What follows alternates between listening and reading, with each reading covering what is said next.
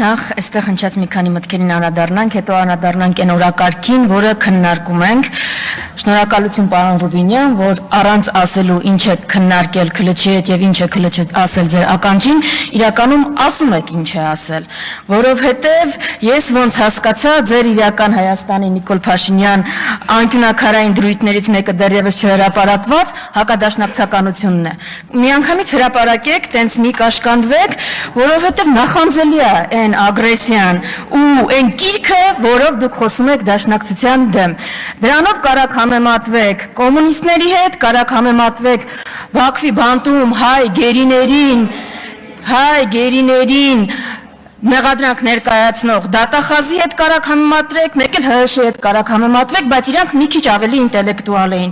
Տեղ մրցակցությունը շատ է ձեր, բայց ես խորհուրդ եմ տալիս, հատկապես Արտուր Հովհաննիսյանին շատ եմ խնդրում հնարավորինս հակադաշնակցական ելույթներ ունենա։ Ես դաշնակցության իմիջի բարձրացման, դաշնակցության շուրջ մոբիլիզացիայի ապահովման ավելի լավ տարբերակ չգիտեմ։ Ինձ էլ գլխավոր բանակցողներն են Թուրքիայի ու Ադրբեջանի հետ ամեն բանակցություններից հետո գալիս հակադաշնակցական ելույթներ ունենում։ Դա Հարապես խոսումը ավելի բարձր, քան ցանկացած խոսքերը։ Բայց մի դրվագի ուզում եմ անդրադառնալ, էլի։ Այստեղ մի նարատիվ է նկատվում։ Այս մարդիկ իրենց համեմատում են Առաջին Հանրապետության այրերի հետ։ Այսինքն ուզում եմ հասկանալ, ով ում հետ է համեմատվում, էլի։ Այդ տրամաբանության մեջ Նիկոլ Փաշինյանը մեր Արամ Մանուկյանն է։ Այդ մարդու մասին ամենահայտնի պատմություններից մեկը բացի որ պետականաստեղծապետության հիմնադիր է, զրոյից պետությունը տասնյակ հազարավոր քառակուսի կիլոմետր ստեղծած է, Վանի հերոսական ինքնապաշտպանություն կազմակերպած է, ամենահայտնի պատմություններից մեկը տարածված է նա, որ հրաժարվել է տիֆի պատվաստանյութից, որ որբերին դա հասնի։ Այս մարդուն ասում ենք պատավատներից հետ մեկից հրաժարվի, ձեռը չի գնում դա անի։ Ինչը ում հետ ենք համեմատում։ Կամ այդ տրամաբանության մեջ մեր դրոն բանն է, Սուրեն Պապիկյանն է։ Ձեր ծիծաղն է գալիս, չէ, գիտեմ։ Ասենք բան Ալեն Սիմոնյանը ով է տեղ։ Հովհաննես Քաջազնինն է ում տղեն նահատակվել է այդ Հայաստանի անկախության համար մղված պատերազմում։ Դաշնակցությունը Հայաստանի անկախության համար մղված պատերազմում ամենաշատ զոհերը տված ուժն է։ Այստեղ գալիս ասում են դաշնակցությունը Հայաստանի անկախությանը դեմ է եղել։ Բայց դաշնակցությունը Հայաստանի անկախությանը դեմ էր։ Դաշնակցական ջոկատները Շահեն Մեղրյանը, Դուշման Վարդանը, բանը Արցախի անտառներում հայկական ուժերի դեմ էին կռվում։ Ինչ էին անում այնտեղ։ Այսինքն անկախության դեմ ու կողմ լինելը անկախության համար կռվելով չի արտահայտվում, այո, դաշնակցության ուժը երբեք չի եղել, որ գնացել է Ստեփանակերտի հրապարակում ու ասել է Արցախը Հայաստանն է ու վերջ։ Դա մենք չենք արել, որովհետև քաղաքականությունից մի քիչ ավելի շատ բան ենք հասկացել։ Եվ որ ավելի լավ պատկերացնեք, ինչ ուժի հետ մենք գործ ունենք, Ալեն Սիմոնյանը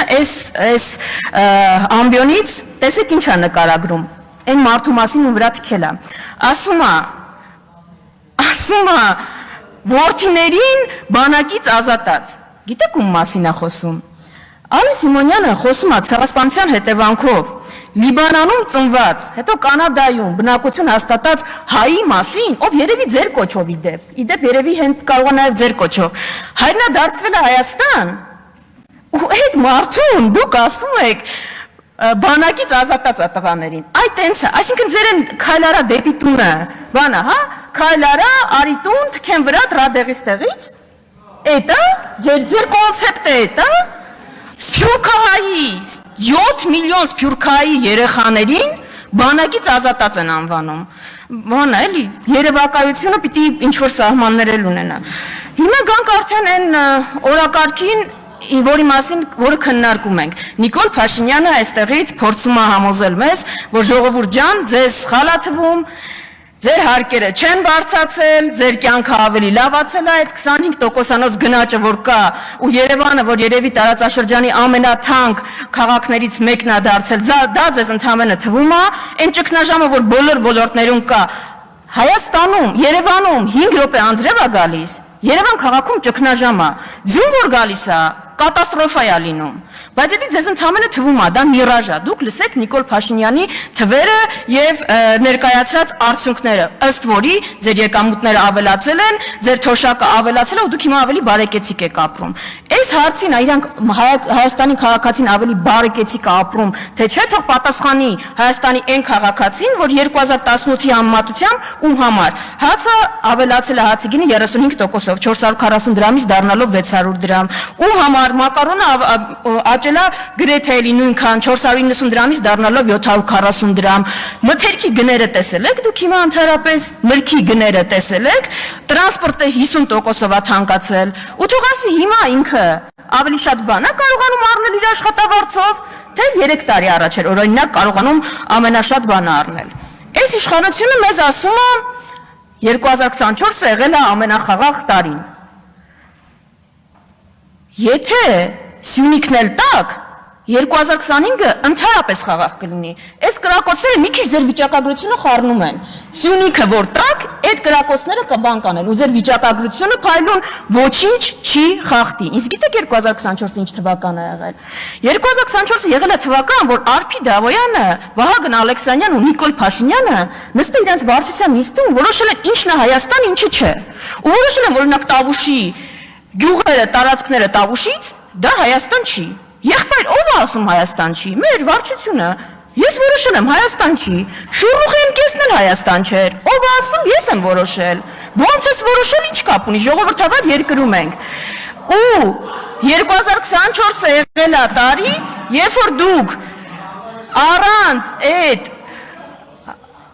բանը երկու երկրների հանձնաժողովների համաձայնագրի արժեում հաստատման միջև է տանելը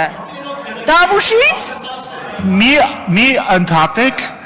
ընդհատողներին ուրեմն լսեք ինձ պարոն Խաչատրյան նախ սուս մնացեք երկրորդը նախ լռեք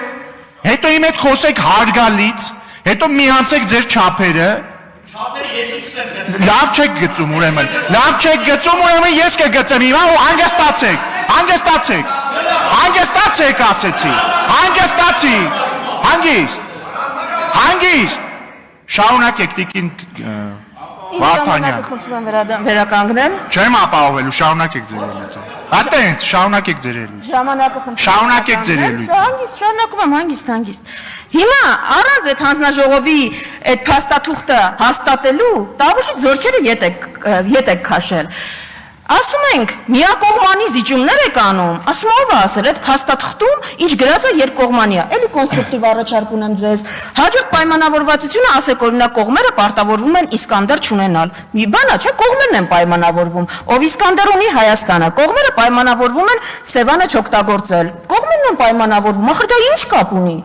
կապ ունի ոնց այս նույնն է ինչ որ այն երրորդ կետը կողմերը պայմանավորվում են երրորդ երկրների ուժեղ չտեղակայել սահմանին երկու կողմերն են չէ պայմանավորվում ոչինչ որ մենակ Հայաստանը դրա կարիք ունի Հայաստանն է տեղակայել բանը երրորդ երկրի ուժեր որտեղ դրա կարիքը ունի հիմա առաջնահերթությունների մասին տրամաբանական կլիներ որ այս անվտանգային պայմաններում մեր ամենաշատ մեր ուժերը Այն որ խոսում են թալանից ետ բերված, չգիտեմ, արդյունավետ բյուջե բերված գումարների մեծ մասը գնար ռազմական բյուջե, ու մեր պաշտպանունակությունը ավելանար։ Բայց դա այն դեպքում, եթե այս կառավարության առաջնահերթությունը լիներ պաշտպանունակության բարձրացումը, այդ դեպքում, բայց չէ, այս կառավարության համար թիվ 1 խնդիրը բողոքի ցույց իրականացնող քաղաքացին է։ Այդ դրա համար ՆԳՆ բյուջեն աճել է 18%-ով, պաշտպանության բյուջեն ընդամենը 7%-ով, որովհետև Քաղաքացին է սպառնում Նիկոլ Փաշինյան, բողոք իրականացնող քաղաքացին, սպառնում Նիկոլ Փաշինյանի իշխանությանը։ Այդ բոլոր քաղաքացիներին ու խմբերին դուք ով ձեր դեմ բողոք արել, կապ չունի ինչ հարցով, տրանսպորտ, խաղողագործներ, գինեգործներ, դուք հրճակել եք ռուսի շպիոններ։ Ձեր համար Մարիա Կարապետյանը, չեմ հիշում, Մարիա Կարապետյանը, Սոնա Ղազարյանը շատ տարբերություն չկա։ Ուրեմն, ըստ այս մարդկանց Ռուսի շպիոն են։ Տիկին Վարդանյան, հարգալից խոսեք, պատկանորեն։ Հարգալից խոսեք։ Դուք էլ տեղից մի արա։ Դուք էլ լռեք, պարոն Մինաս։ Պարոն Մինասյան, լռեք։ Դուչի ու հանգիստ դուչի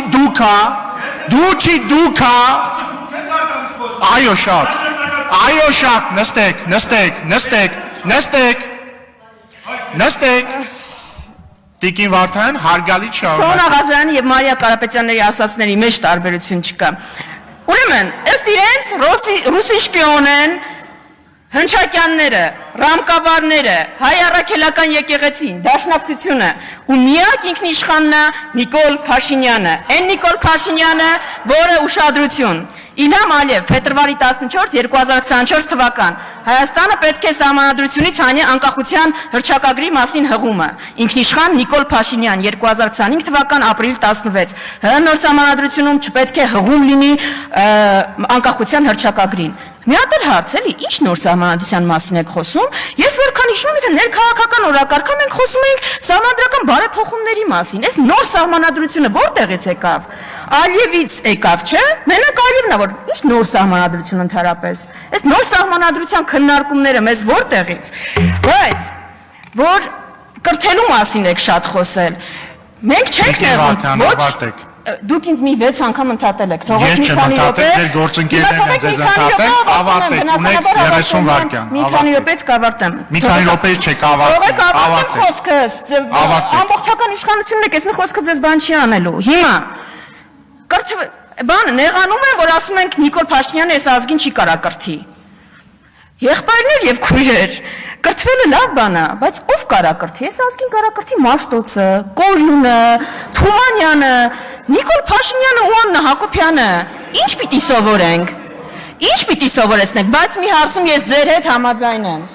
Ես ձեր հետ լրիվ համաձայն եմ։ Դուք մաստեր սպորտա, մաստեր կլաս եք ցույց տալիս ռեբրենդինգի ոլորտում։ Այդտեղ պիտի ձեզնից սովորենք, որովհետև դուք Ալիևի ծրագրերի հայաստանյան ռեբրենդինգ իրականացնող ֆիլիալն եք։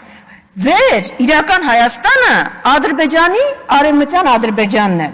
Բայց դա շատ վախենալու է հնչում, համաձայն եմ, եւ պիտի վախենալու հնչի։ Հո չի գալու ասեք մենք արևմտյան Ադրբեջան ենք ստե կառուցում։ Պիտի գայիք եւ դա փաթեթավորեիք։ Ու դրա փաթեթավորումը դուք այդ իրական Հայաստան կոնցեպտի ներքո եք իրականացնում։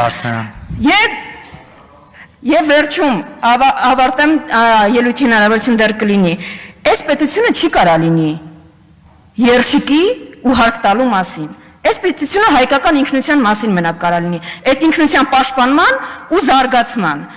Ձեր երշիկ կալբասային այդ կոնցեպտը ինչքան էլ ուզենաք արևմտյան Ադրբեջանը դրանով թաքցնել, դա ձեր մոտ չի ստացվելու։ Այսքանը։